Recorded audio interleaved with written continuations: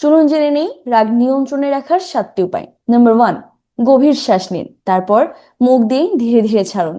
Number 2, 1 থেকে 10 পর্যন্ত গুনুন।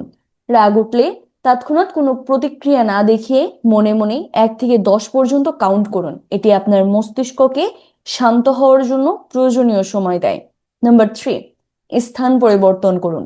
যদি কোনো নির্দিষ্ট ব্যক্তি বা জায়গা আপনার রাগ বাড়াতে থাকে, তবে সেখান থেকে সরে গিয়ে একটা নিরিবিলি শান্ত পরিবেশে যান।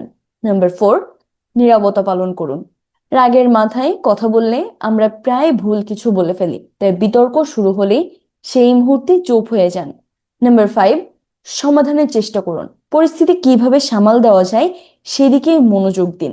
নাম্বার 6, 1 গ্লাস পানি পান করুন। রাগ কমানোর একটি কার্যকরী উপায় হলো 1 গ্লাস পানি পান করা। নাম্বার 7, আপনার অনুভূতি লিখুন। কাউকে কটু কথা না বলে আপনার মনের সব রাগ, সব ক্ষোভ একটি কাগজে লিখে ফেলুন। যা বলতে ইচ্ছা করছে সবকিছু সেখানে লিখুন। লেখা শেষে এই কাগজটিকে ছিঁড়ে ফেলুন, দেখবেন মন অনেকটা হালকা হয়ে গেছে। ধন্যবাদ সবাইকে।